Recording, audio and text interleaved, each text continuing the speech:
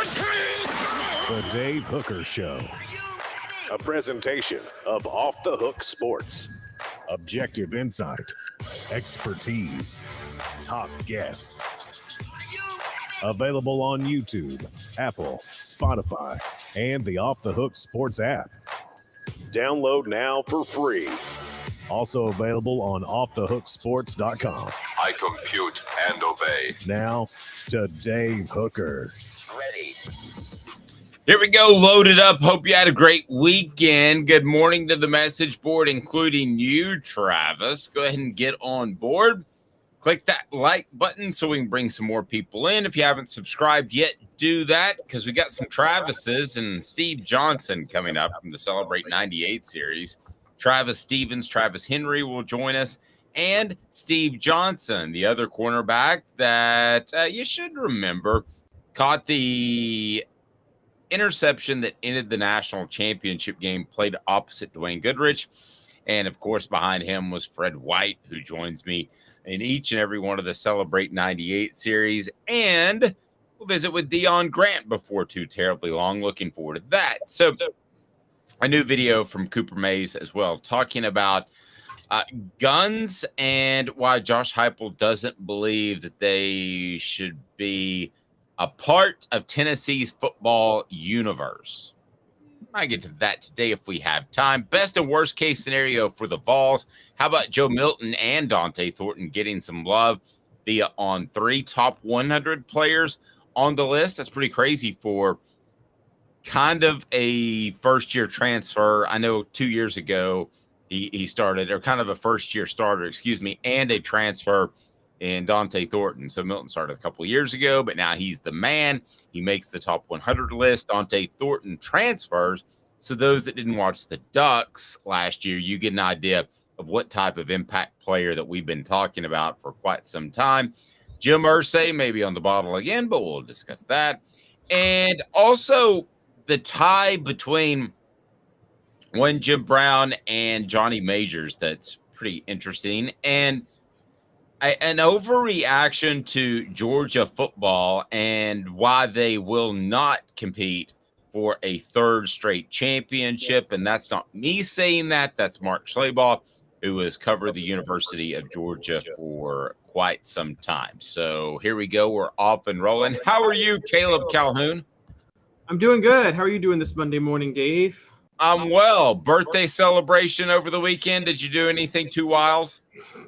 You'll love this. Your audience will love this. For my own personal health reasons, I had not drank for 2 weeks. I just had chosen not to. Just kind of did a little bit of dry spell. And then I'm like, all right, I'll drink for a cookout on Saturday. And I forgot how much of a lightweight it makes you when you go a long period without drinking. And yeah, I paid for it. I was casually drinking and I paid for it. Especially if you're out in the sun. Which I was. Yeah, which you probably were. And by the way, can we get one sunny weekend? Can we do that, please? All right, so here we go. Good morning to you, David. Let's get off and running right now as best and worst case scenario for Tennessee. 247 said it. 247 Sports has 11-1 or 8-4. So no in between. I'm not saying, but I think they'll win 9 or 10. No, you can't do that. Let's go ahead and get it to today's tough question. We'll get your thoughts on the message board as 11-4 or 11-1, 8-4. Must be first of the week for me. Here we go. It is today's tough question, and it's brought to you by our friend Andy Mason at andymasonrealestate.com. Today's tough question. Take a side. Take a stand. The Dave Hooker Show. A presentation of offthehooksports.com. All right, so here we go. 11-1 or 8-4. What say you, Caleb Calhoun? This is according to 247 Sports. Best and worst case scenario for every SEC team. We'll touch base on some others as well. Brought to you by Andy Mason, andymasonrealestate.com. Pretty simple.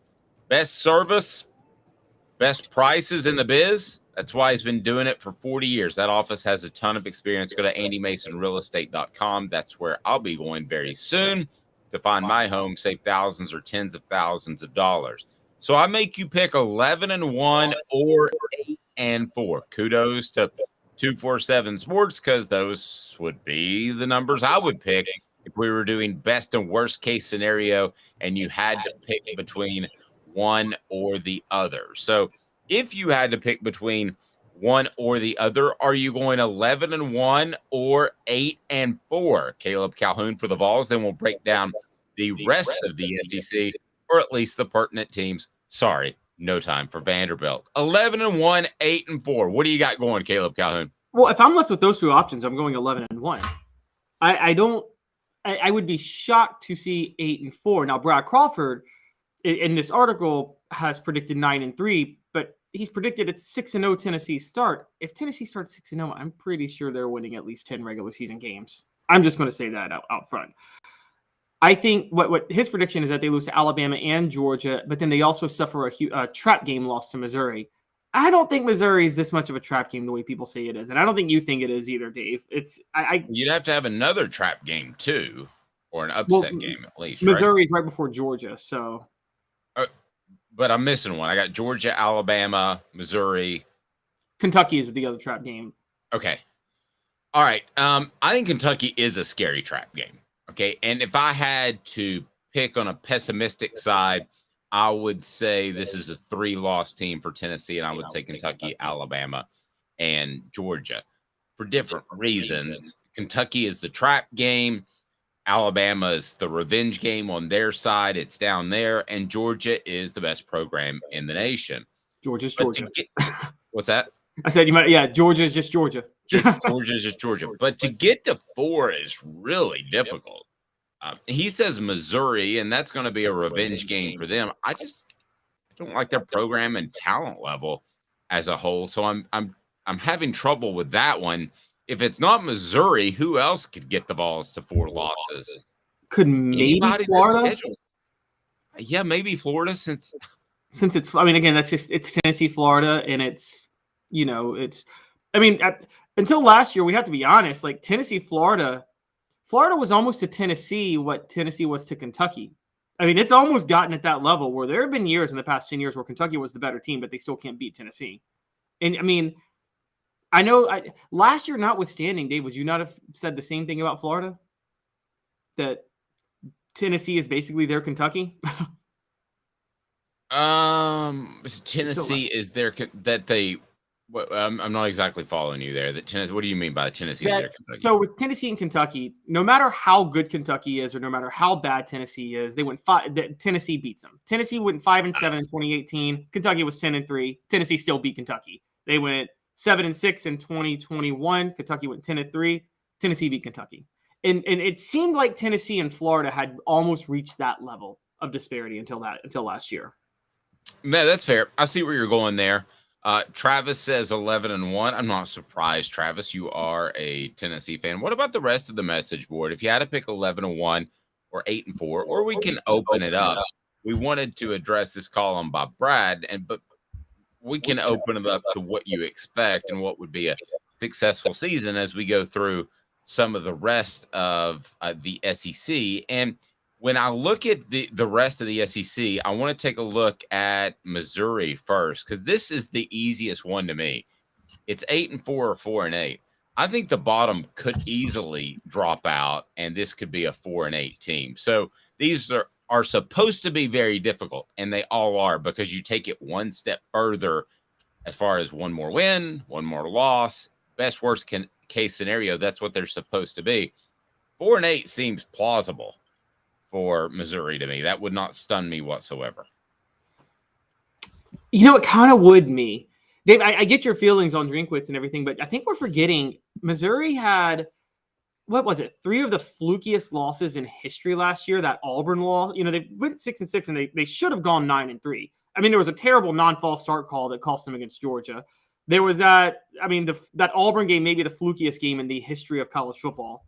And there was one more that they should have won. But, when you go back and look, you're thinking, wow, they could have been 9-3. So looking at their schedule now, they have South Dakota and Middle Tennessee at home to start the year. They also have Memphis and St. Louis. I think they beat Memphis. I know they beat South Dakota and Middle Tennessee. And then there's Kansas State at home. I know Kansas State blew them out last year, but they could beat Kansas State. So they could easily start 4-0, and then they got Vanderbilt on the road. Look, they could be 5-0 heading into October. Fair. This best and worst case scenario for Kentucky: 9-3, 5-7.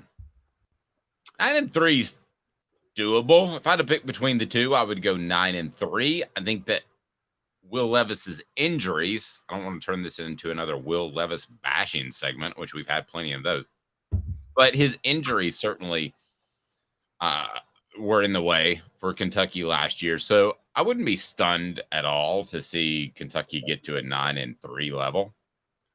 Are we sure that 10-2 is not their best case scenario? I mean, I'm looking now. They got Georgia and Alabama. Who else is a sure loss for them? I mean, I think that's a solid program.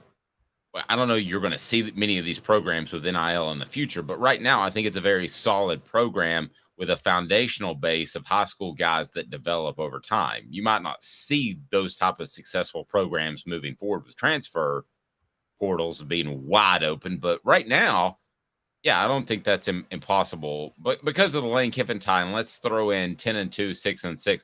I'll tell you this. This is the one team I absolutely would not gamble on. Ole Miss you're talking about, right? Yes, what did I say? You just had Lane Kiffin time. We hadn't gone to Ole Miss yet. Ole Miss. Ole Miss 10-2, 6-6. This is the one team I wouldn't gamble on because he's relying on the transfer portal. So neither would surprise me. He could have transfer portal guys that don't pan out. He could have transfer portal guys that do pan out. So 10-2 is possible. 6-6 is possible. I would never take the over-under on an Ole Miss team because of how much the Rebels are depending on a transfer portal. I agree. I'm with you all the way. Do you think there's ever a possibility do you think Lane Kiffin will always be in that 10-2 to 6-6 range at Ole Miss? Like, do you think there's ever a possibility he sneaks through and wins the West one year? If Nick Saban retires. But you think he can get past Brian Kelly and LSU? I mean, no, that was just one of the stipulations. So, no, I don't think you can at Ole Miss. I don't think that's possible, but we'll see. So this isn't the 90s where Wayne Mackin led Mississippi State to the SEC West title in 1998. Yeah. And then you got Florida at 9-3, 4-8. Now, if that's the worst case scenario at 4-8, they need to make a coaching change after 2 years. Yeah, that's a big deal if they go 4-8 this year. And this is something that, we've had John Adams on before, and he talks about how Billy Napier was hired to be a program runner, not necessarily an in-game X's and O's game planner, which is what Dan Mullen was. Well, if you are a program runner, you can't have such a drop-off your second year on the job. That's like rule number one of being a program runner. So you're right. If they go 4-8, then they're going to have to move fast. And I mean, it seems like Billy Napier's already coaching on the hot seat, which is crazy. Yeah, I don't know if he's a sociopath like Butch Jones, but this feels like a Butch Jones type of coach. All right, Texas A&M, best case scenario is 10-2, 5-7. I think you're going to say 5-7 if you had to pick between the two. I don't think this is extreme enough. It's 3-9, guys. They're going 3-9. Yeah, I'm with you. LSU, I'm just hitting the highlights. 12-0 would be best case scenario. Worst case scenario would be 8-4. If 8-4 was the over-under out of Vegas, I'd take the over and feel good about it. Oh, my God. I'd put a ton of money on that. Yeah, again, outside of Alabama on the road, who's LSU losing to this year? I mean, let's call it – Dave, you and I both agree, right? They're not losing to Florida State to open the year. That was a fluke loss last year. The LSU team is way better, and Florida State's way overrated. I think LSU blows them out. Now, this one's interesting to me. The next two, Alabama and Georgia. Best case scenario for Alabama is 12-0. Worst case is 9-3. I think as long as Nick Saban's there, best case scenario is always 12-0. 9-3 would stun me. If he made a dip into that regard, if he had two, by his standards, off seasons, bad seasons, I would be very, very surprised. I don't know if they're going to go 12-0. That takes some luck. But if I had to pick between the 2-0, I'd go 12-0. You? There's only one reason 9-3 would stun me, Dave, because all things being equal, I would pick Alabama to go 9-3. But they get a massive break this year, which is that their toughest games, Tennessee and LSU, are at home. And I think that if they were playing those teams on the road like last year, I would have said take 9-3 in a heartbeat, and I actually would have put 8-4 on the table for Alabama. But because again, I do think they're rebuilding this year. But yeah, they're not. I think Texas is overrated. They're not losing to Texas at home. Their third toughest game is Ole Miss, by the way, and that's also at home. So again, their only tough road games. Their toughest road game is Kentucky or Auburn. I mean, they're not losing to Kentucky or Auburn. No. And I'm going to tweak this last one a little bit. Brad Crawford at 247 Sports has best case scenario for Georgia at 12-0, of course. Worst case at 10-2. So let's take a look at Georgia's schedule real quick. They're going to beat UT Martin. They're going to beat Ball State. Then they got South Carolina.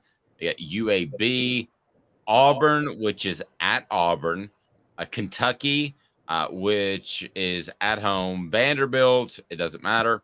Florida is, of course, in Jacksonville. Missouri will be at home, then Ole Miss at home, Tennessee, of course, in Knoxville, and then Georgia Tech. I have trouble seeing them losing 2 games out of that schedule, but I also think that although I like Carson Beck and I've heard nothing but great things about him, I'm just going to be real frank with you. There always could be a quarterback blow up.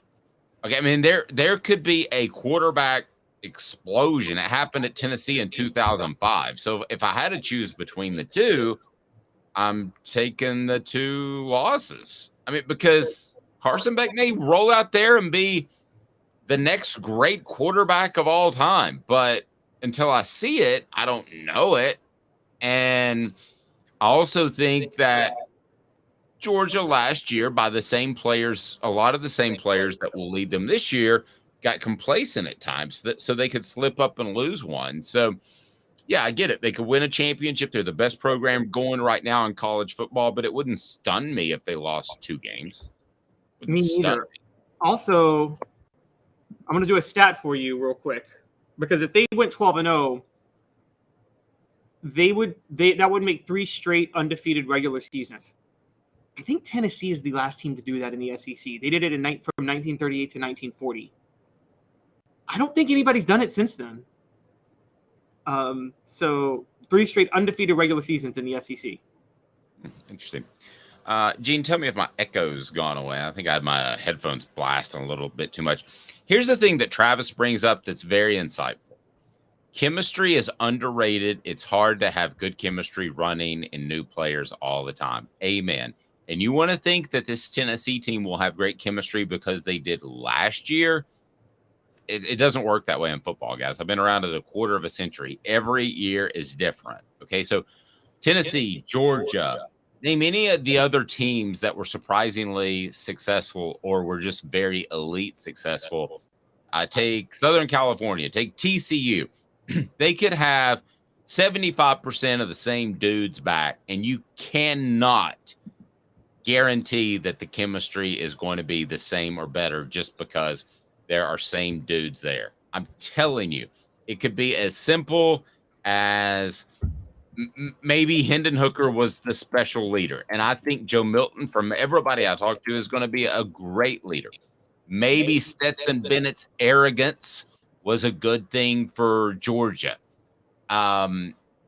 Maybe Caleb Williams and surprising people. There's a mindset that at Southern California, there's a mindset that goes into each and every year, and it's not duplicatable.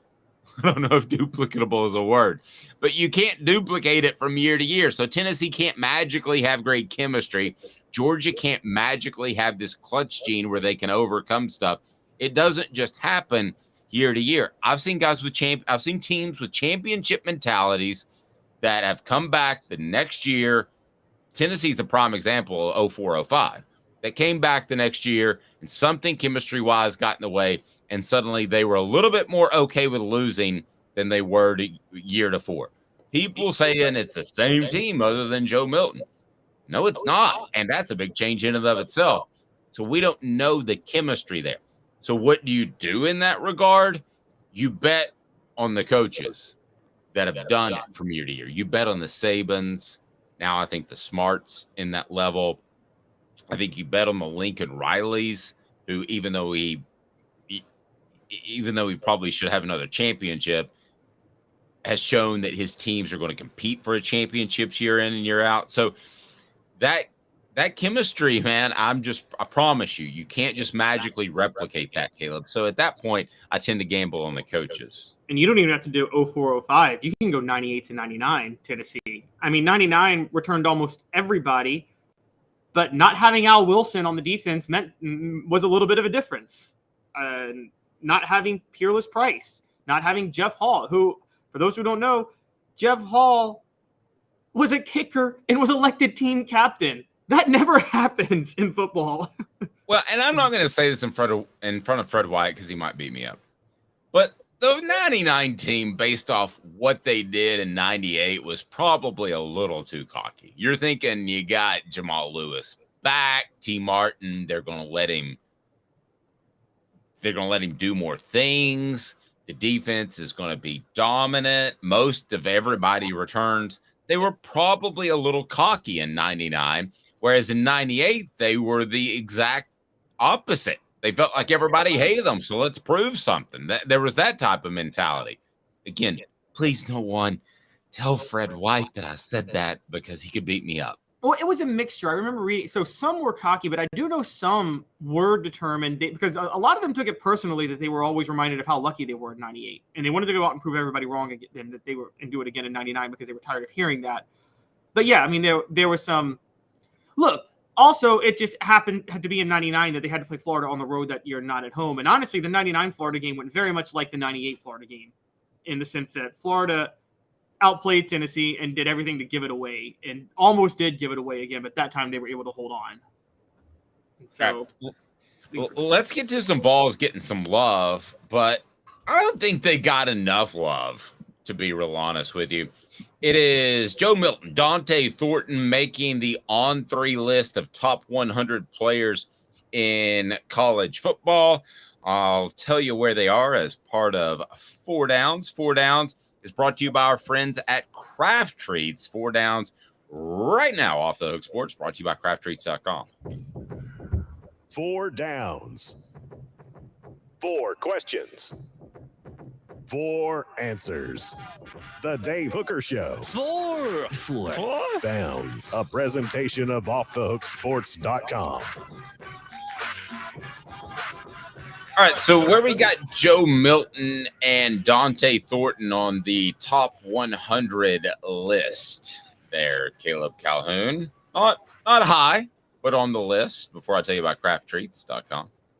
Yep, we got Joe Milton at number 81 and Dante Thornton at number 95. That one just felt like a shot in the dark. The Thornton one did? Yeah, the Thornton one did. Yeah, I could make strong arguments with a transfer, if I want to use old school logic, that you shouldn't have a transfer on this list, but we're in a different world. So I'm cool with having Dante Thornton on there. I could also make a strong argument that a guy who is a first-year starter again, so to speak, even though he started before but lost his job, shouldn't be on a top 100 list. But I'm completely cool with both being on that list. And I think they're at about the right spot, which is the bottom quarter of the spot. So, I've zero problem with them being on there. Who else would you have on there from Tennessee's football team before we get to 4 Downs? Because I want to ask you about where you would have these guys ranked and where you would have maybe another Vol on this top 100 list. It has to be another one, right? I'd have a couple more. I'd have one of our own. I'd have Cooper Mays on here. There's not a center in the country I would take over Cooper Mays. I'd say that right now. I would also have Brew McCoy on here. And I'm going to go to defense. I'd have Amari Thomas on here. Yeah, I got 3 other Vols I put on this list before Dante Thornton, put it that way. No, I love it. I'm the one who said Dante Thornton was Kevin Durant going to Golden State. So, again, I'm the one eating crow on that. Okay. All right, first down. Brock Bowers, tight end at Georgia, was the top player in the SEC. Would he be your top player in the SEC? You know, he just might be. I kind of have to agree with that list. I mean, who else are we taking over? I mean, the SEC lost almost all of its top performers from last year. So who are we taking? I'm gonna factor in impact. You can have a bigger impact at a corner, so I would take Kool-Aid from Alabama.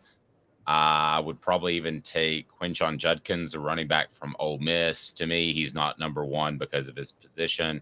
You do have Harold Perkins, a linebacker at LSU that made the top 10.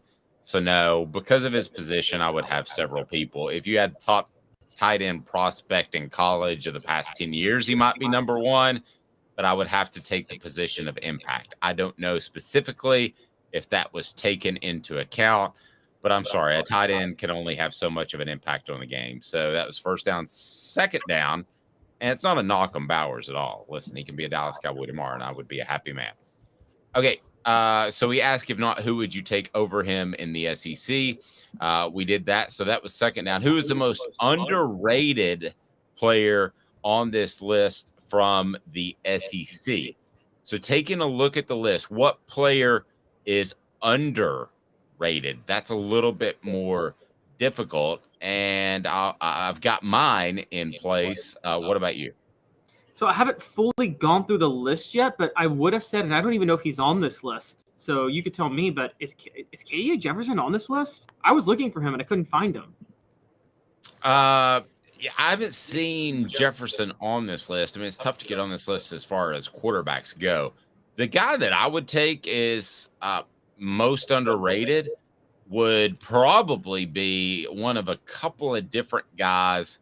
It's because maybe they don't play sexier positions, but J.C. Latham, the offensive tackle at Ole Miss, I think they've lost a little bit of their physical mojo. And if he's able to help bring that back, I think it's a big factor because they want to get back to that. I mean, they're not going to suddenly be triple option. They're not going to be out formation or anything like that. But to be a little bit more physical, I think he would help set that tone. So I think he's underrated at 28. The other guy that I would have, safeties are underrated too, but Malachi Starks at Georgia. And the reason is kind of like the Trey Flowers thing, Caleb. I think that he covers up for some mistakes. And I wonder at times when Georgia dug a hole for themselves last year, if he wouldn't have been there, had those holes been impossible to climb out of. I think so. I think there might have been some situations where he kept them in games, a selfless player, a lot like you talked about Trey Flowers, and a better upside. No offense. Before we get to fourth down, Craft Treats, go to crafttreats.com. My poor dog had 11 teeth taken out. So we've been having to mash up the Craft Treats with the CBD in them to help with his pain. Also helps with arthritis pain, anxiety. And don't forget that they can help with several other issues like digestive issues. Those are the chill pills with the CBD derivatives. You don't have to go with those. They've got great holistic treats right there at crafttreats.com. Use the promo code Off the Hook. That's the promo code Off the Hook, and get 20% off. All right. So fourth down, before we get to why Jim Irsay doesn't think Peyton Manning is one of the best players of all time.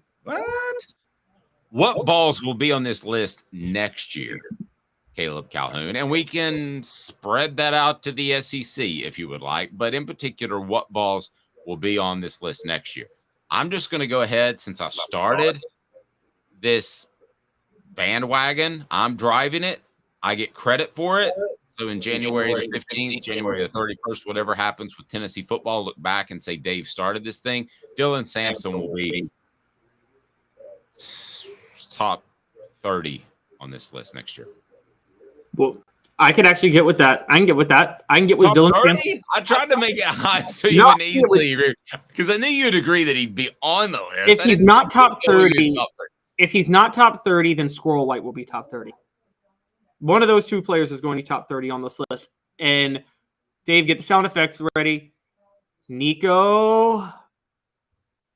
It's too fast. There you go. There you go. Will be on the list going into next year, because this list, he's clearly basing it somewhat off potential, and we all know Nico's the starter going into next year. So with all the hype, he's just going to put Nico on the list.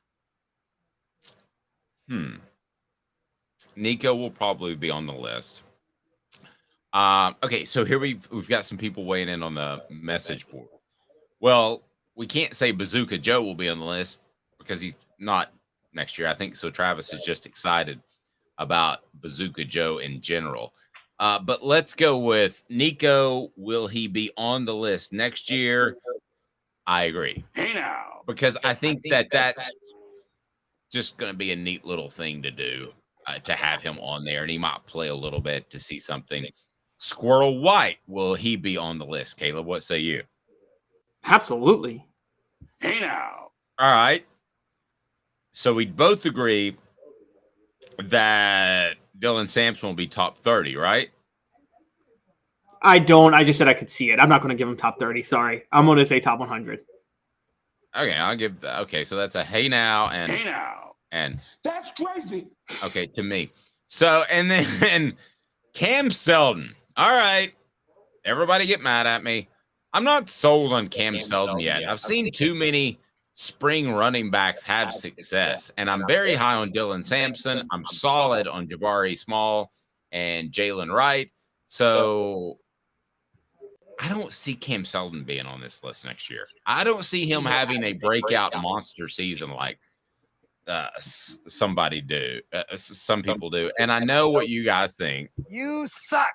Fine. Jackass. Maybe I do, and maybe I'm a jackass. But I just don't. I'm not ready to get on that bandwagon until I hear it about midway through preseason camp. No. And I will or won't. I can promise you that because you'll hear it first right here on Off the Scores. I'm absolutely with you. First of all, if anybody watched that spring game, outside of a couple drives with Nico and Joe, most of the skill players or any physical players at any other positions, if they played in the spring game, they were the type of players Josh Heupel doesn't plan on playing in the fall.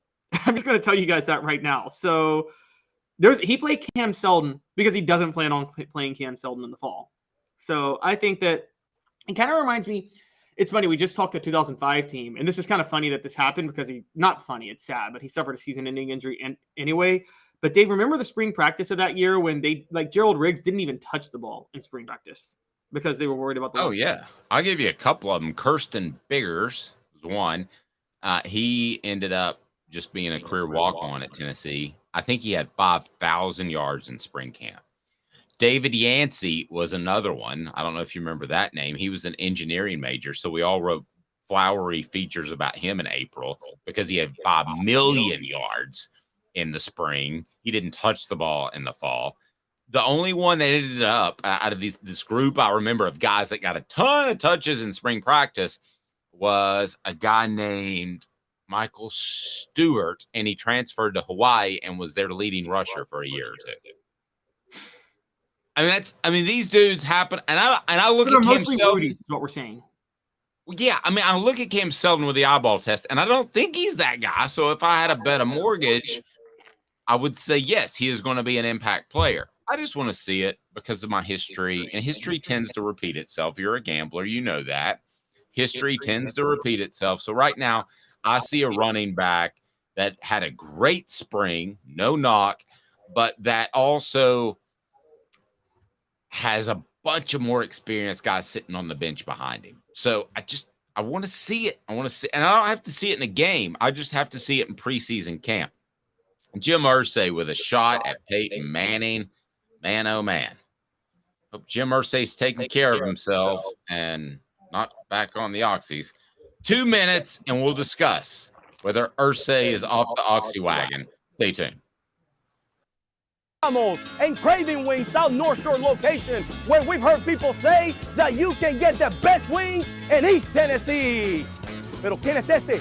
El número 87, Jacob Warren. I'll just do 6 of my sauce 87, please. Imposible, señorita. Dale 6 más. Look at these wings. Perfectas, deliciosas, fantásticas. Man, I don't know what you're saying, but it sounds awesome. How do you say fresh, never frozen in Spanish? Frescas, nunca congeladas. Make your way to Craving Wings and get you 6 más. What was funny about Kate is we were a full continuum of care at that time. We had detox, we had inpatient, we had outpatient. So we were doing a lot of the things that we do now. But now we just do them so much better. It's really a simple program, but we're complicated people. I am what I am, and now I got to do something about it. You can take your life back. Call Cadis today. Got cataracts? We can fix that. Never miss another moment. With a little help from Doctors Campbell, Cunningham, Taylor, and Hahn at cctis.com. Do you want to own the more that owns every job? Then get to Vassey Lawn and Garden in Cleveland and get you a Toro. I'm David Vassey, here to talk to you about Toro. With a Toro Zero Turn, you'll get more out of every minute and you'll reach the finish line faster. At Vassey's, we like to say, no matter if you're mowing 3 acres a week or 11 lawns a day, homeowners and business owners alike find confidence in equipment they can trust from top to bottom. Vassey Lawn and Garden, Highway 60 North in Cleveland. Man alive, it's worth the drive. Our family has been creating jewelry since 1986, each piece unique with a story all its own. I'm Rick Terry with Rick Terry Jewelry Designs. I'm a jeweler, and I want to be your jeweler. We're grateful that you chose us to be Knoxville's best jeweler. My family and staff look forward to serving you. So please come see us. Kingston Pike and Campbell Station Road in the heart of Farragut and downtown on Gay Street, right next to the Tennessee Theater. A college football tradition like no other. Yes, sir, boys and girls. Or the guy that just won't leave. Wow, that is sad. The Dave Hooker Show. YouTube, Apple, Spotify, and the free Off the Hook Sports app. A presentation of Off the Hook Sports. Back to Dave Hooker. Passing of a legend over the weekend. Jim Brown passed away, and if you think about it, those that might be a little bit younger, what a pioneer and a guy that said, I'm going to be something besides just a football player. I'm going to be in movies. I'm going to do all these other things, and he did that. And now, you know, whether it's Shaquille O'Neal being in Kazam or whatever in the world he was in, and all these other people pursuing other sorts of things, you don't see that, Caleb. Or you see that all the time, Caleb. You didn't see that in Jim Brown's day. So he passes away, and Jim Irsay had a tweet. And everybody feels like they need to tweet out or make some sort of statement on somebody they didn't really know because he was a big name, and it's an opportunity to get on board there and be a part of the game. And Jim Irsay, who's quirky to say the very least, had what to say about the top football players of all time. By the way, Jim Brown also, and Travis mentioned this, Jim Brown also was a guy that hung it up early because he realized that it wasn't worth the wear and tear on his body. So guys that have done that since, you want to take Barry Sanders, Calvin Johnson are two examples. There have been other guys that have hung it up early. Andrew Luck.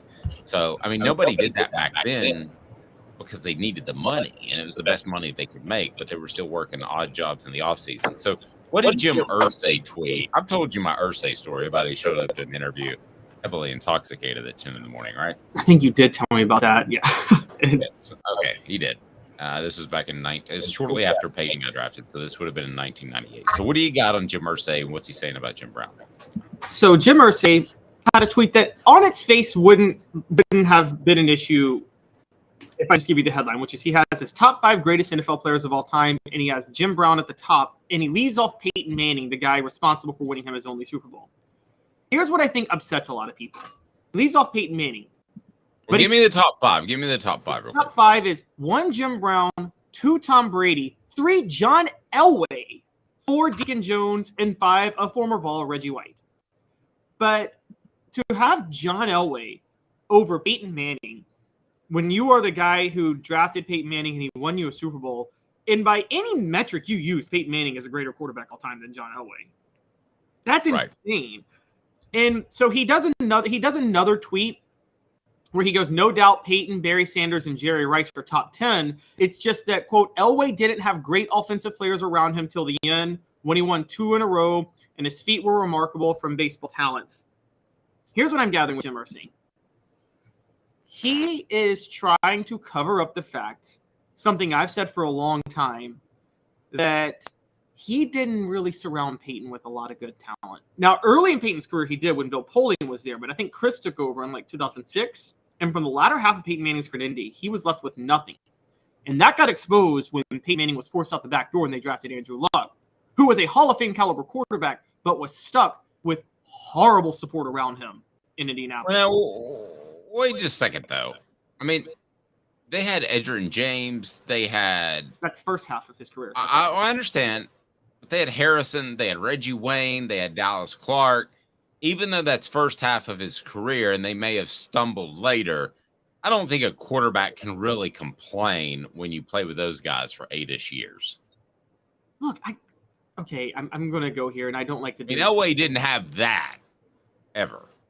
One, I got no problem saying Dallas Clark was massively overrated. Was a massively overrated tight end, was a complete product of Peyton Manning. You could plug anybody. That was the most ultimate system player. You could have plugged anybody into that tight end role. Edgerrin James was also overrated. In case you forgot, the Colts won their Super Bowl the year after he left.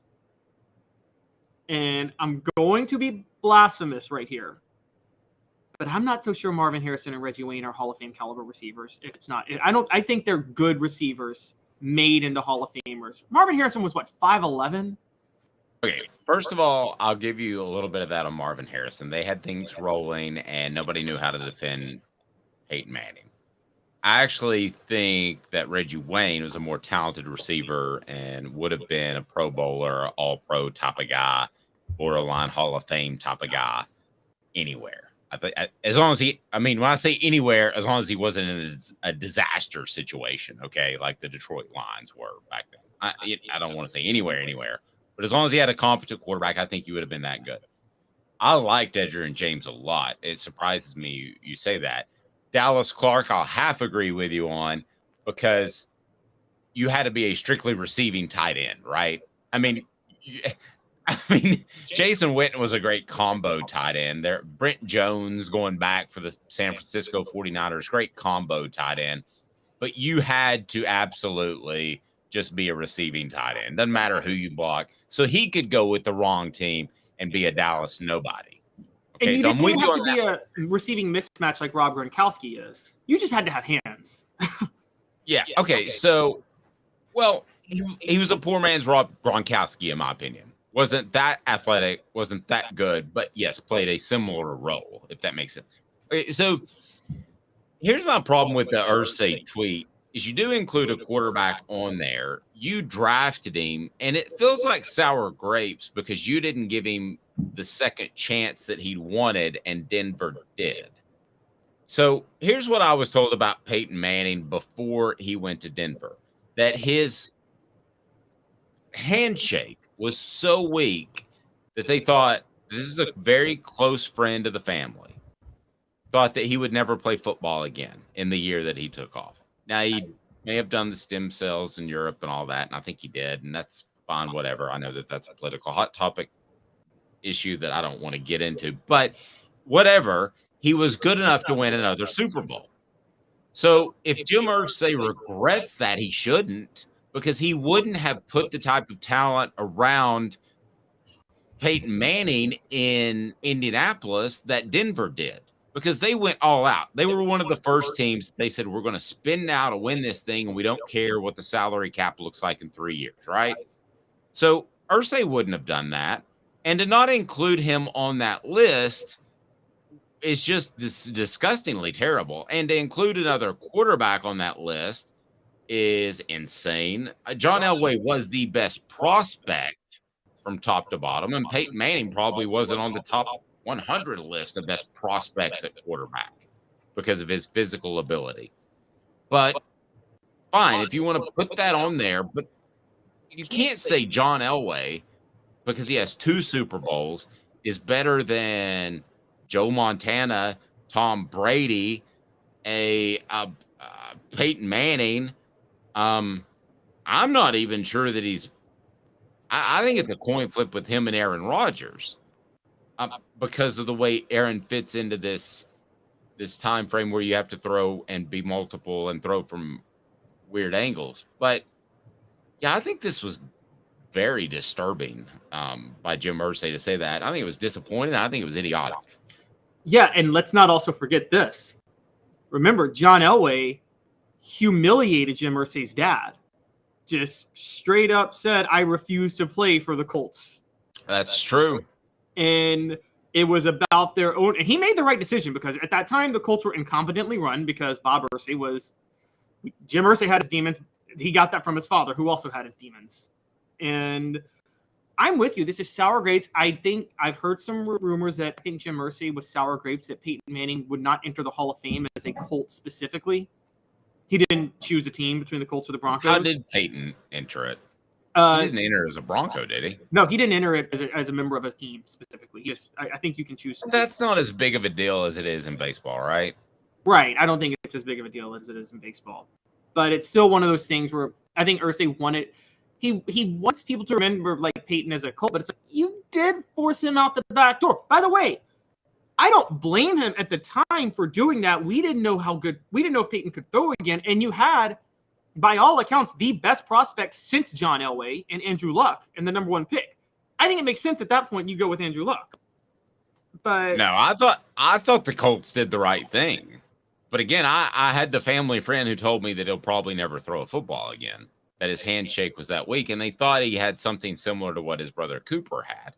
So I don't have a problem with what the Colts did, and I don't think Peyton Manning does either for them making that move. But let's remember this. Peyton Manning is a guy that can get perturbed off the smallest things because he's so ultra competitive, kind of like Michael Jordan, and he'll never forget it.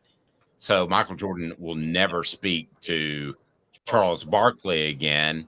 There are some media members that Peyton Manning will never speak to again because of a column they may have written 20 years ago.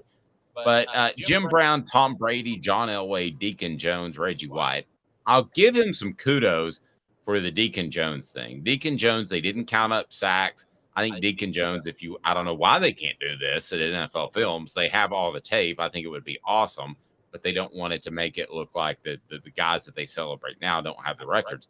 Deacon Jones probably had more sacks than anybody in the NFL. But would you say Deacon Jones was a more impactful defensive player than Lawrence Taylor? No. That's the thing. No. This Jim Irsay list, like Peyton Manning. No, I would have Taylor on this list. No, I mean, okay, so Peyton Manning would be on this list because to me, he was a transformative player. He was the guy who came to the line, and it was the old freeze plays that they ran at Tennessee where you have two plays at the line of scrimmage, and the Omaha was telling them which play to be in. So in no particular order, you have to have Tom Brady on this list. I would have Peyton Manning on this list, so I'm going to stop at quarterbacks right there. I would have Lawrence Taylor on this list, and because that's the reason the movie Blind Side was created, was because of Lawrence Taylor, because you had to have somebody that could protect someone's blind side, and Joe Theismann got his leg broken in half, and it changed the way the game was played. As far as other guys that changed the way the game was played, I mean, that's a very short list because it is a game's game. It's not a player's game, like when LeBron James comes in and makes it positionless basketball and that sort of thing. So those are my top three that immediately come to my mind. I'd lean towards quarterbacks and probably have a Montana in there. And some other guys, but that's the gold standard of quarterbacks: Peyton Manning, Tom Brady, Joe Montana, right? Those three, like you don't put anybody above those three. I don't. Yeah, no. I don't feel like you do either. I mean, maybe I would say maybe Dan Marino. I know people say Dan Marino never won a ring, but he probably had the best arm. But then I don't know how you know. I've read stories where it's kind of Dan Marino's fault he never won a ring because he fought having a running game this whole time in Miami. But in terms of raw arm talent, Dan Marino probably had the best arm talent of any quarterback ever, didn't he? Yeah, I mean, I would take Marino as the best thrower, no question about it. So, and quickest released and best overall, I would take John Elway slightly because of his mobility. So Michael Orr, somebody asked me about that on the message board. Michael Orr as a left tackle was highly valued, and all left tackles were because of Lawrence Taylor. If you watch the movie, I mean, that's the lead in. If you read the book, that's the lead in. The movie in the book is also a lie, but yes. Yeah, but he changed. But that was the left tackle was just another offensive lineman before Lawrence Taylor was so disruptive, and not just from breaking Joe Theismann's leg in half, but that was part of it. So I mean, that Lawrence Taylor changed the way the game was played. Also, there wasn't a halfback. You know how you see Jacob Warren going in motion back and forth? That they didn't do that at tight end before Lawrence Taylor. The Lawrence Taylor has to be on there, no question. Deion Sanders, as I round out my top 5 slowly, is on my top 5. So right now, I'm at Peyton, Tom Brady, Joe Montana, LT, Deion Sanders. That's my 5. In terms of impact, I could get with you on that. My thing is, like, Deion Sanders, there's always that drawback of he never tackled. And there's also the fact that, like, Deion Sanders, here's the thing we have to say with Deion Sanders. Gave up a lot of yards to elite receivers. I've seen the stats of his matchups with Jerry Rice and Michael Irvin back in the day. They always got into the 90s and 100 yards stat wise when they played him. Now, Deion Sanders, it sounds like Deion Sanders consistently tried to give cushions so he could try to get that interception. Yeah, he got bored and he would gamble, and it was frustrating. There's no question about it because he wanted more interceptions because people threw away from him. That would roughly be my top 5. I could probably, to be real honest with you, be talked into dropping Joe Montana for my top 5 and putting Reggie White in there. And the reason I would put Reggie White in there in front of a lot of other guys was Reggie White, to me, was as good of a run stopper as he was a pass rusher, and he was one of the best pass rushers of all time. Yeah, he was a defensive tackle in college. So that's the funny thing. I think he was drafted as a defensive tackle, and they moved him to end because of how amazing of a pass rusher he was. Travis says only Cowboys fans and FSU guys would have Deion top 10. Yeah, no. I feel like Deion did not do as he was a smart player in the sense that he looked out for himself in his own, and I don't blame him for doing that, but I do think that kind of came at the detriment of teams sometimes.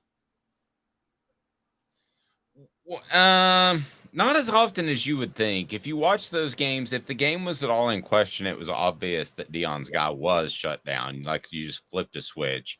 And then on the flip side, you had the rest of the defense that had to worry about the other receivers, tight end or whatever. When you really watch those games and soaked them in, Deion, as flashy as he is, was one of those guys. And I say this about Trooper Taylor and Bruce Pearl. A lot of flash, but a lot of substance. And I believe that with Deion. I think he was that impactful in the game. But Jimmy Holmes agrees with you. We've had this discussion before about did the Cowboys really need Deion to win that 3rd Super Bowl? I thought they did. All right, so here we go. Jim Brown's passing too. So we've determined that Jim Irsay's list is absolutely horrible. But in terms of Jim Brown's passing over the weekend, there's a tie to Tennessee that a lot of people may not know that Jim Brown has to Johnny Majors and the Heisman Trophy, of which I don't blame Tennessee fans for hating forever and ever and ever. But what is that? Because you brought this to my attention. I was not aware of this. So the Heisman Trophy, before Peyton Manning, guys, just over 40 years before 1956, there was another Tennessee player to finish second to Heisman. And I argue that this one was more egregious than even Peyton Manning and Charles Woodson, although that one was pretty egregious. And it was Johnny Majors finishing second to Paul Hornung. Majors was Tennessee's leading rusher and passer in 1956, led them to a 10-0 record, an SEC title, All-American. And he lost it to a guy, a Notre Dame quarterback, who went 2-8 with 3 touchdowns and 13 interceptions in Paul Hornung. Now, the tie is that Johnny Majors, I always used to think that because he finished second, I just go straight to Johnny Majors got completely robbed. But the honest truth is Jim Brown may have been the most robbed player of that Heisman group. Jim Brown at Syracuse finished 5th, and he averaged over 6 yards a carry, had 13 touchdowns. I think it was the 50s, so I think it's fair to suggest there may have been a racial element that kept Jim Brown from being higher and winning that Heisman Trophy. And at that time, quite possibly. at that time. And so you ask, in Syracuse, they had a Heisman running back right after Jim Brown. I forget his name, but there's a movie about him he was really, really famous. And it was about, one of the first black players to really make an impact on college football beyond historically black colleges. And he was a really big deal, but basically Jim Brown kind of paved the way for him. But either way, Majors and Brown both got robbed out of that Heisman from Paul Hornung. The question becomes, who deserves it between Johnny Majors and Jim Brown? The irony of that, too, you take those three guys, and you have Johnny Majors, who went on to help a player win a Heisman Trophy, who went on to win a national championship at Pitt, who got rebuilt his home school in Tennessee to a championship level. Didn't quite win that title, but got him back to a championship level. You have Jim Brown, who was just had a phenomenal personal career in terms of Hollywood for players at that time. That just didn't happen. And he was it the Dirty 11 or whatever it was called, or I can't remember the name of the movie that he was in, but he just seemed like another actor. He didn't seem like an athlete trying to be an actor, which was pretty phenomenal.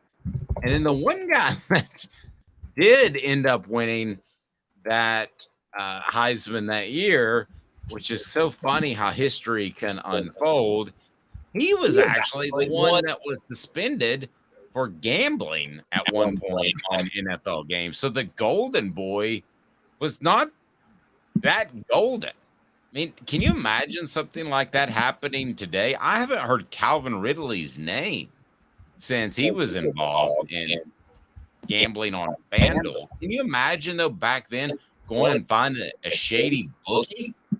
Because that's what you had to do in order to gamble, and being involved with something like that.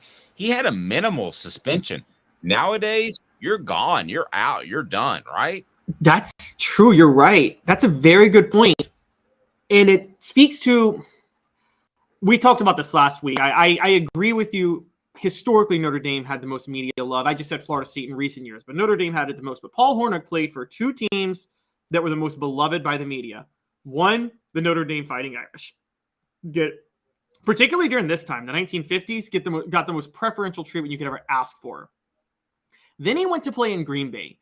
And my wife is going to kill me. She's probably hearing me say this right now, but I'm going to say Green Bay gets the most annoying love. Green Bay players get the most annoying shield and protection from the media. And they get covered for so long that when they turn out to be terrible people, we all act shocked. Brett Favre got cover for years when he was really a terrible person. Aaron Rodgers got cover for years when he was an ultimate diva 10 years ago. And we just didn't pay attention because, we love Green Bay, the small town franchise, the fans own the team. And there's just this love fest with Green Bay. And Paul Hornung played for Green Bay the same way he played for Notre Dame. And I think just the concept of that is why he was beloved so much. By the way, I just wanted to point out, I see it on the message boards. Ernie Davis was the guy who won the Heisman after Jim Brown played for Syracuse. He was the first black Heisman winner. But yeah, Hornung had no business winning that. And for the record, if you guys want to know how disrespected Jim Brown was, Tommy McDonald was third in that Heisman list. He had about 800 yards rushing, 12 touchdowns. But ahead of Jim Brown, an offensive lineman was on the list, Jerry Tubbs for Oklahoma. And how do you have an offensive lineman over a running back? Come on. Not sure. Coming up, hang tight. 2 minutes why Georgia will not win a third straight national title. And I didn't say it, a Georgia cat did. So don't get mad at me, Georgia fans. Back in 2 minutes off the Oak Sports. Sun, sand, and salt water, the beach is a very relaxing place. Unless you wear contacts. Ow! Open your eyes to the best the beach has to offer with LASIK vision correction from Campbell Cunningham Laser Center. Ah. Hi, Mike Davis here with City Heating and Air, reminding you to always dare to compare. Our team provides quality local heating and air service, installation, and maintenance across East Tennessee. We use only the best equipment like American Standard heating and air conditioning for your residential, new construction, or commercial needs. Honesty, dependability, and customer satisfaction have been the cornerstones of our business since 1961. City Heat and Air. Dare to compare.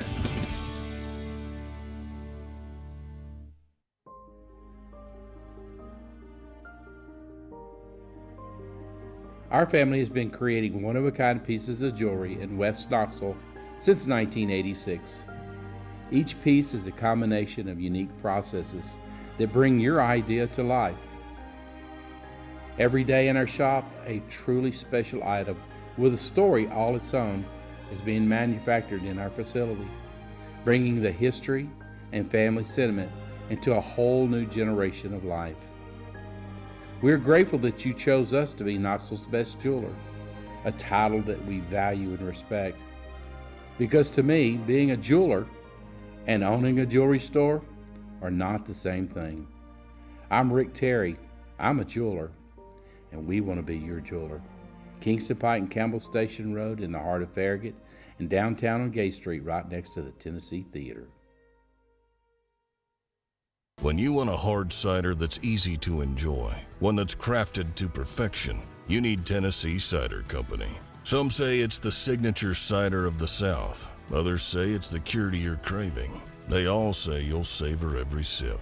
With a selection of ciders free to sample, all it takes is one taste. Visit tncidercompany.com for more information, as well as to shop our ciders and merchandise online. Thirsty yet? Doors open at 10 a.m. Who's this guy? The Dave Hooker Show, a presentation of Off the Hook Sports, YouTube, Apple, Spotify, and the free Off the Hook Sports app. Back to Dave Hooker. Welcome back to Caleb Calhoun. I'm Dave Hooker. We broadcast live at 10 a.m. Eastern. We certainly appreciate it when you join us. There are some people who get mad at me when I criticize Georgia. And I don't really understand why, because I don't do it often, because they're pretty hard to criticize. Caleb, you win 2 championships, and I don't know really how you can criticize them. But I did want to reference something that was said on ESPN.com by Mark Schleybaugh, who we love, who does a fantastic job covering the Georgia Bulldogs. And as a matter of fact, I love his Masters coverage. Why they won't win a 3rd straight national title. He says no team in modern football history, college FBS history, has won 3 straight national championships. Georgia, which waited 41 years, won a national title before finally getting over the hump in 2021, will have a chance to do it this upcoming season after setting an NFL draft record with 15 players being selected in 2022, including 5 defensive starters in the first round. Georgia still managed to finish 15-0 and win its 2nd straight college football playoff national championship this past season. 3 more players, Jalen Carter, Broderick Jones, and edge rusher Nolan Smith. Carter, of course, a defensive tackle, offensive tackle Broderick Jones, were picked in the first round on Thursday. They also lost Stetson Bennett, held back Kenny McIntosh. They lost cornerback Kelly Ringo and tight end Darnell Washington to the pros. Offensive coordinator Todd Monken, who helped Kirby Smart to get his program past the finish line, left for the same position with the Baltimore Ravens. They replaced him with Mike Bobo, who played quarterback at Georgia. Its 2nd tenure for Bobo, as we mentioned before. So reality check by Mark Schleybaugh is this. Until someone knocks off Georgia in the SEC, it will be among the favorites to win a national championship every season. Smart and his staff have stockpiled much talent in Athens, Georgia. Safety Malachi Starks and Michael Williams were starters as freshmen last season. Georgia linebacker core Jamon Dumas Johnson, Scrum Mondon Jr., and Jalen Walker is as good as any in the FBS. Carson Beck will probably end up winning the quarterback job, and he'll have Brock Bowers to throw to. So I asked you this. As far as Georgia right now, are they ready to reload again?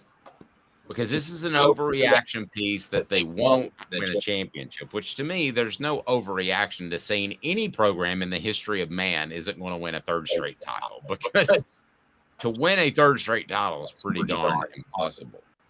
Are they to the reload point? Did you see enough last year where they could lose 3 more 1st-round picks and you have no worries about Georgia? Or do you say to yourself, they made the rise and now they could slip a bit?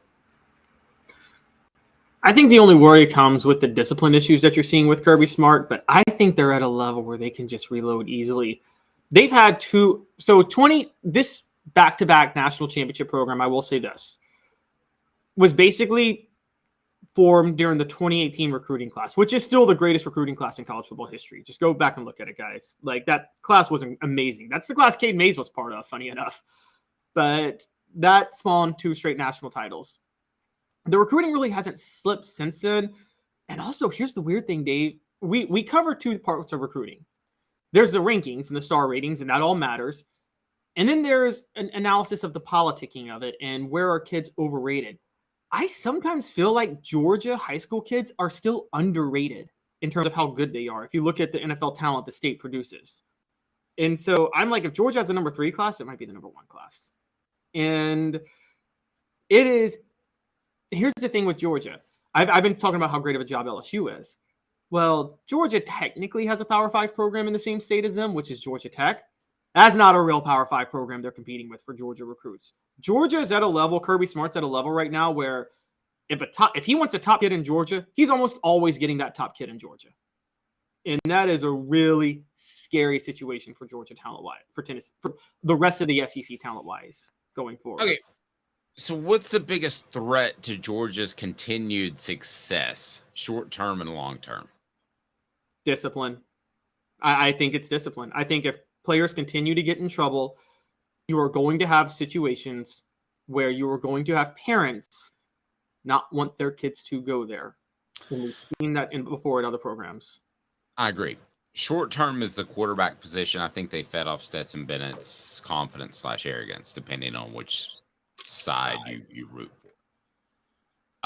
So that's short term, but discipline is an issue. I saw this happen at Tennessee where discipline slipped after the 98-99 team, and they were still at the championship level in 2001. But then you started to see guys that got away with stuff and could. One player told me that, I'm not going to say who, but he was a star player that you would know. He said that one of his teammates that couldn't play, roommates/teammates, one of his roommates that couldn't play got kicked off the team because he failed 2 drug tests, and both were from marijuana. So the old rule used to be that you could fail 2 drug tests, and the 3rd drug test you were kicked off. Cocaine and hard drugs counted twice. Okay, so that would be a 2 strike and you're out instead of a 3 strike and you're out. So this guy said, I probably failed 30 drug tests in my career at Tennessee, and I could play. So it didn't matter. You would know exactly who it is. I'm not going to say his name. He was never kicked off. So there was the mindset and the culture that as long as you could play, you could get away with whatever you wanted. And that undermines your discipline both on and off the field. So the biggest concern for you, Georgia fan, is discipline, because it has lacked in terms of, and listen, it's one thing for a guy to go out and race a car and something horrible happen as it did. It's another thing for a teammate to be involved and a staffer to be involved. That to me is not a guy who's just going out and has an obsession with fast cars. That's something that they do for funsies. And I know Athens has that problem in general, but you can't be a part of that. And we've heard of too many issues with, and this is the front end of this. Everything could get cleaned up. It's the front end. Right now, we've heard too many issues with discipline for me to think that this is a long-term thing like Nick Saban. Do they have the talent level? Yes. But do they have the right mindset, the right culture? I think it's very fair to ask that question, Caleb.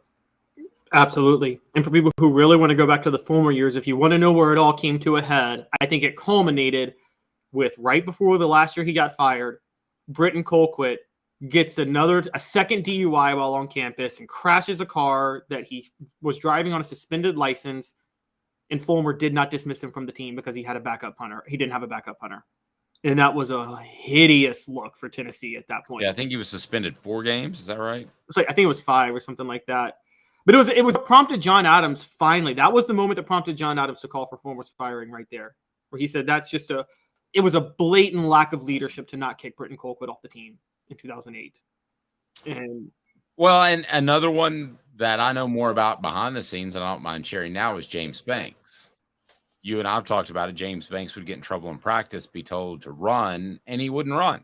He would just go stand on the sidelines and do deep knee bends, like air squats, they call them now. And he got away with what he wanted to because he was a player. There were other guys that were players that got away with what they wanted to. It really started in 99, to be real honest with you, after the national championship season. But it didn't start really slipping and sliding. You mentioned Colquitt. To me, the one guy that embodied it the most was James Banks, because he had so much talent. You and I have talked about it. I'm not exaggerating. He could be going into the Hall of Fame right about now, the NFL Hall of Fame. He had that much talent. And maybe it would have been best for him for Philip Fulmer just to kick him off the team right then and there. I don't know. Maybe James Banks was determined to waste his ability no matter what. But the one thing that Philip Fulmer, I think if he could go back and redo, it would be absolutely 100% no chance let guys like James Banks get away with stuff because they could play. Because that ended up costing them both discipline on and off the field, set the wrong culture, made players start to question his decisions.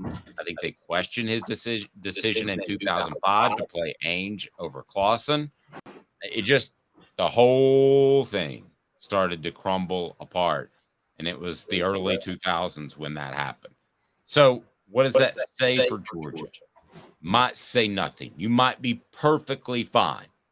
But there are little bitty signs that I'll look at that I think should concern you. And maybe they get cleared up. But maybe, just maybe, you find yourself in a position where there's this slow, almost decade-long erosion of competing for championships. And if that's the case, then you're not going to be real happy with the next 10 years. In Fulmer's case, I think it was more like 7 or 8 or so that it slid downhill. And look at Florida, by the way. Florida still is reeling from Urban Meyer, who, unlike Fulmer, thumbed his nose to the public, said, "I don't even care to discipline my players." And you bring in Florida. Credit Steve Spurrier for keeping that at a 10-win level forever. And why did he do that? Because his discipline never waned. And Steve Spurrier had a hard and fast rule. If you hit a woman, we just don't want you around here. That's the way you used to say it. Maybe you can go somewhere else and play. That's fine. Just don't want you on our team. And so his discipline never waned.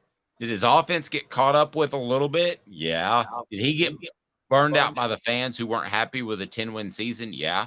But it was never a discipline issue. And I think Georgia needs to be very wary of the direction they're going in terms of a discipline issue, because that starts to erode and you can't get it back. It's just like a disciplined coach like Nick Saban can go to be more of a player's coach, but a player's coach can't turn into a disciplined coach. You can't go the other way, Caleb. You can just go one way. You can't go back. Yeah, and if that is in your culture, parents will notice. Even kids from Bobby Bowden had a great point one time. He said this. Now he was a little lax on discipline for non-violent things, but I know he was tough on discipline for criminal things. But Bobby Bowden had a great saying one time. He said, I'm talking about kids that may come from the hood or rough backgrounds. He said, even if their parents are terrible people, they don't want their kids being terrible people. He said, nobody really wants their kids to be terrible. So he said, even with kids whose parents may not be the best, they're still going to worry about what's best for their kid when they're going to college, because they don't want their kid to end up like them. Nope. Great point. Doesn't mean that Georgia doesn't win the national championship this year, and who's going to turn down 3 titles in a row if they have discipline long term. But it's something to keep an eye on, Georgia fan. I'm going to go ahead and tell you that right now. I don't crow a lot. I don't brag when I'm right. By the way, portions of the program brought to you by City Heating and Air Conditioning, cityheatandair.com. Integrity matters. 50 years in Knoxville. May not need a new unit when it gets hot. You just might need a part or Freon. They can save you money. Also want to thank Bassey Lawn and Garden, Man Alive. It's worth the drive. Industrial mowers, commercial mowers, right there in Cleveland, Tennessee. Whether you're in Knoxville, Chattanooga, or how about Nashville? Cleveland, Tennessee, Man Alive. It's worth the drive. Go to Bassey.com to learn more. All right, so I don't crow a lot, but there have been a lot of people that have said the Big Ten, man, they did a lot better in this TV deal there, and they're going to dominate with that Big Ten show and all that good stuff. And ESPN just signed the SEC, and the SEC should have gotten more and diversified and all this good stuff. And I just sat back the whole time and I said to myself, if the SEC is on a regular schedule, noon, 3:30, 8, it's one of my gripes about college football that you have to check and see what time they're on. You do it just like the NFL, regular schedule. ESPN's the place to go starting at 8 o'clock in the morning with College Game Day or 9 o'clock in the morning, whatever. And you keep it on there all day and you watch the best football in the nation. That's the way to go. Other people said the Big Ten went to CBS and they went to the Big Ten network and they did all these things to get on different networks. And suddenly you're changing channels and you're flipping all over the place. I thought ESPN and the SEC had a better plan than the Big Ten. And I may be right. Not that I would crow, Caleb, but what have we learned about the Big Ten TV deal? And did they perhaps rush into things a little bit? Yeah, I'm the one eating crow because I'm like, how could the Big Ten get a deal worth twice as much as the SEC when the Big Ten brand is still not as good as the SEC's, even with USC and UCLA? So it's kind of explained now. It sounds like Kevin Warren rushed into some TV deals without actually addressing already embedded contracts. I'm just going to give a few of these. One is no one's fault. There's 3 issues right now with the Big Ten. One, the league owes $25 million to Fox, still because of all the games lost due to COVID. There, nobody's fault. But we have to give Greg Sankey credit for the way he handled it. Let's be honest, Greg Sankey handled COVID better than any commissioner in college football. The SEC played a full schedule that year, 10-game schedule, and they got their money on TV revenue for it. And that was smart. The other one, when Kevin Warren negotiated with all these different contracts, one of the things he delivered was the Big Ten title game will be on NBC in 2026. Here's the problem. He didn't have the authority to do that because the Big Ten network controls the programming rights for the Big Ten, including the title game, and that's majority owned by Fox at least until 2029. So unless they get something squared away, it's going to cost the conference $40 million to resolve that issue. Now, here's the big one. I had never thought about this, Dave. I didn't know if you knew this, but the Big Ten teams in the North don't like playing night games in November. And I never thought about it. I'm like, okay, it gets cold for player safety. They don't like night games. They prefer the new games. So soft. The Big Ten signed this deal with NBC their goal was this. They wanted games to be from noon Eastern time all the way through midnight Pacific time. They wanted games on the entire time. Part of that was trying to get some Eastern time, Central time games on NBC at night. Well, this violates some of the contracts the schools sign with the Big Ten, where they don't have to play night games past the first week in November. And apparently they're soft. Well, to be fair, we can't say that as SEC people because SEC doesn't play in the cold ever. So, I mean, we don't know how the SEC I can say that. I've been places for a noon start that were 108 degrees with the heat index and humidity. So don't tell me in an open press box, don't tell me I haven't been uncomfortable. And that, by the way, can be dangerous to a player's health, Caleb. Oh, I mean, think that should be allowed either. I'm going to be honest. I don't think that's okay, but yeah, we got to play the football set sometime, okay? Yeah. So, yeah, soft. Well, here's the issue. Penn State, Michigan, and Ohio State are all trying to back off playing night games in November, and they might actually win out. Now, what's the Big Ten going to do if NBC paid all this money? I don't think NBC paid all this money to have Maryland and Iowa play on their primetime slot game. No, they did not. Listen, I've said this from the get. Business is somewhat just common sense, Caleb. I mean, going out and getting Southern California and UCLA that are in some cases 3 time zones away is just stupid. I understand that you get the LA market, but you're not going to, for television rights, but you're not going to grow the Big Ten into LA. They don't even know when football season's held. I have to do business out there every once in a while. They don't even know when the season is half the time. So it's not like you're going to grow a Big Ten market in LA. So I had no faith in this television agreement, and I thought that it would have major potholes along the way. We're seeing that. So go ahead when you put the thumbnail together for this video, just say, is the Big Ten stupid or soft? There you go. That's your thumbnail, Caleb, because that's your headline. Because this is, how do you not know these things going in? And why do you think you can grow your brand into LA? Just the whole thing is dumb. Well, I think the Big Ten, it wasn't the question was, the Big Ten's bet was not whether or not they're stupid or soft. They knew rightly that advertisers and networks are still stupid. Okay, so NBC is stupid. CBS is stupid. Fox is stupid.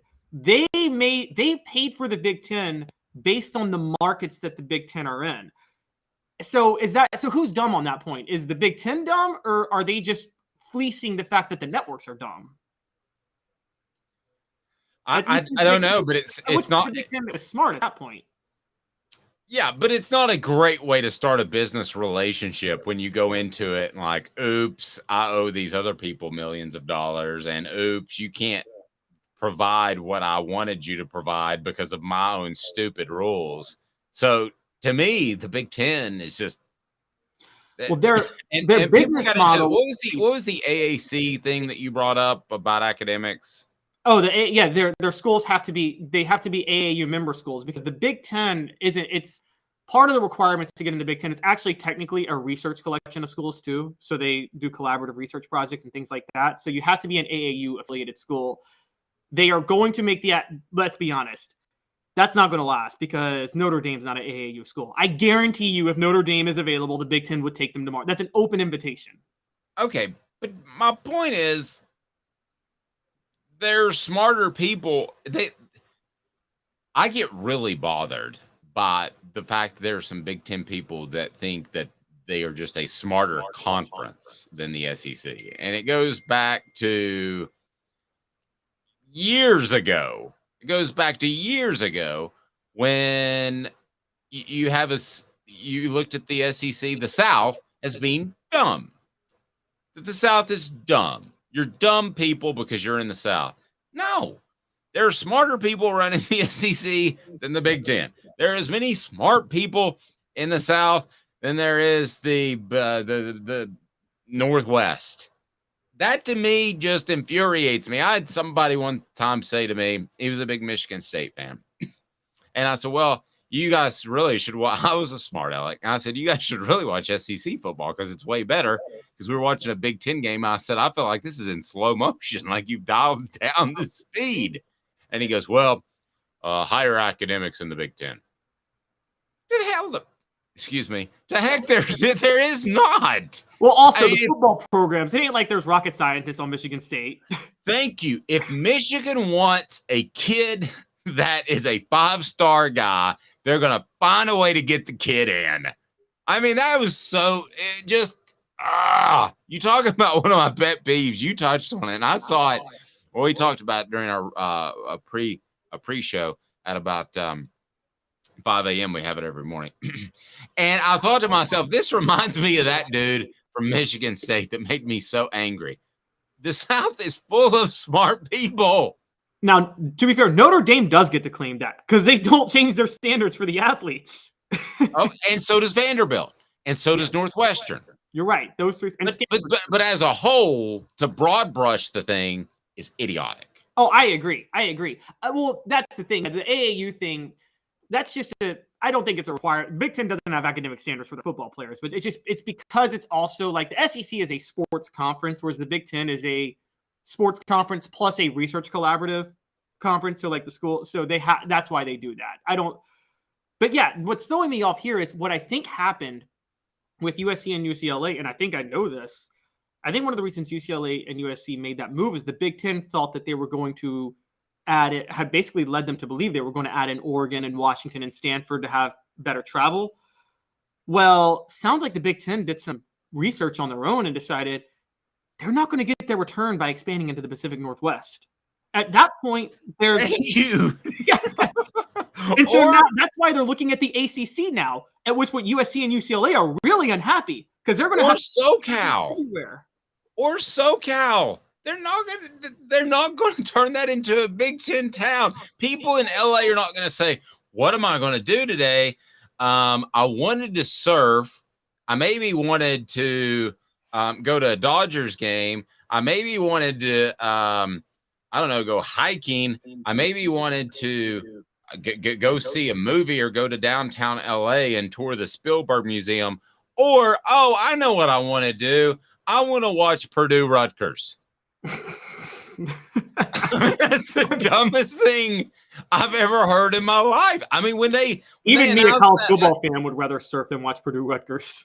Yes. I mean, when that was reported, I actually thought to myself the first time I saw UCLA and USC going to the Big Ten, I thought to myself, it may be a joke. I am not kidding. Well, again, the move with that was to fleece the networks because the networks were going to be stupid to pay for that.